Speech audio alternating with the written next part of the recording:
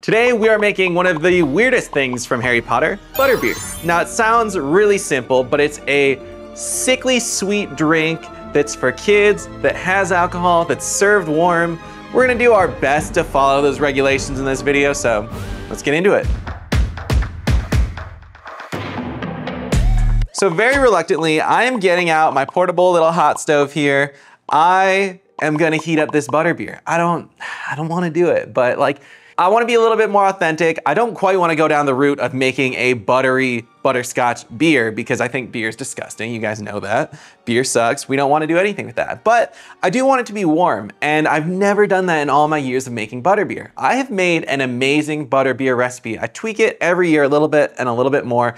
I am finally, that's what I say this year, happy with what I've created, but I want to be a little bit more accurate. I want to make hot butterbeer, so we're gonna do that. Let's get this thing heating up and get started. We're gonna get this heating up. Now we don't need our butterbeer boiling, like, that's just unnecessary. So what we're gonna do is we're gonna grab our cream soda first, and I do want a little bit of precision here, so I'm gonna do 6 ounces of cream soda,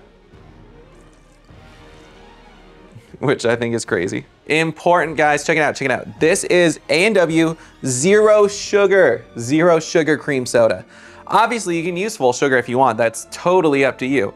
But if you're gonna drink more than one of these, cream soda is gonna get you sick with a sweet alcohol. I'm using homemade infused caramel butterscotch vodka.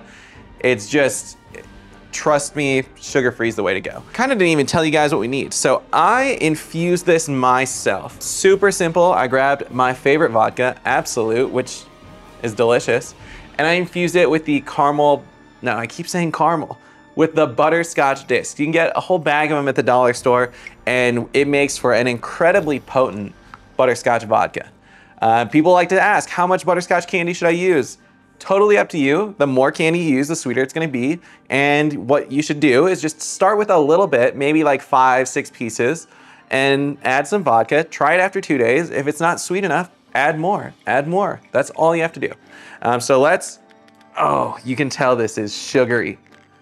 Okay, there we go. Oh, that smells so good. I love this stuff. So we're gonna add just an ounce of the butterscotch infused vodka. Yum, yum, yum. I need to stop saying that. I am a grown man.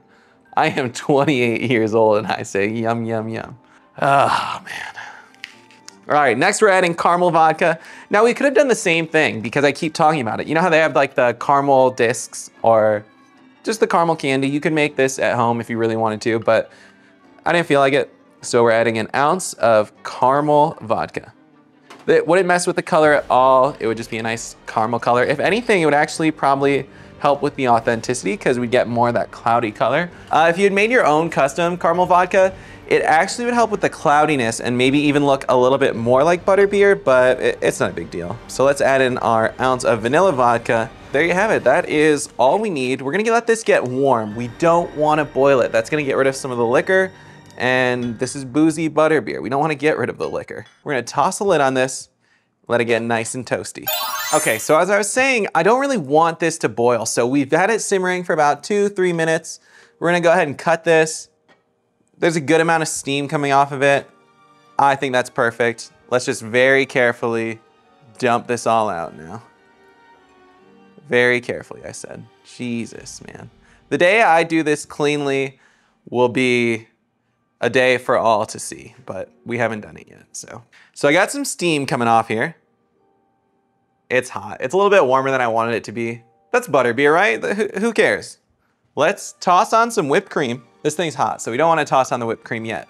What we're gonna do at first is get our garnish ready, which I guess whipped cream's a garnish, but all those butterscotch flavored discs I was talking about, I still have a bunch of them. So what I'm gonna do is I'm gonna take them and smash them. All right, this whipped cream will help cool this down a little bit. And we're just gonna load it up because I love whipped cream like that.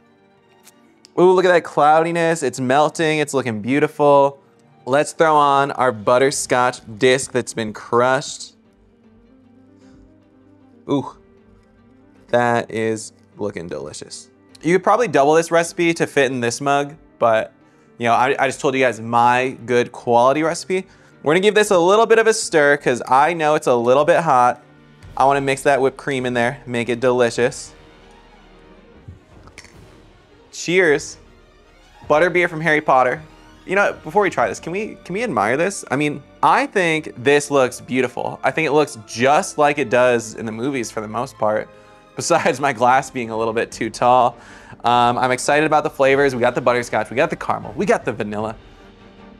What's not to love about this thing besides the fact that it might be just a little bit too hot and I burned my tongue?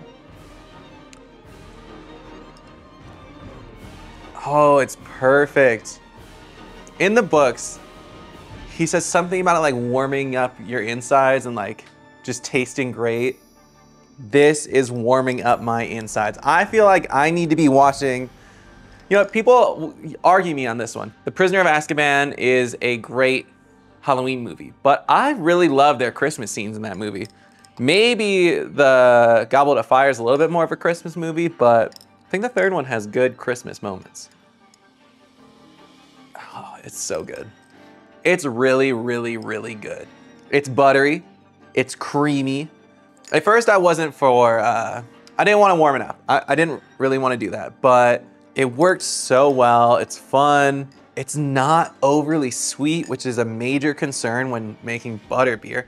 Find me a recipe for butterbeer that tastes as good as mine and isn't as sugary. I mean, is less sugary than mine, because I perfected it, guys. I know some people, they make butterbeer with beer. It's disgusting. Don't do it.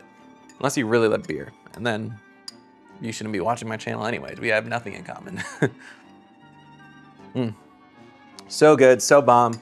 That's it, there's not a lot more to say. This is butterbeer.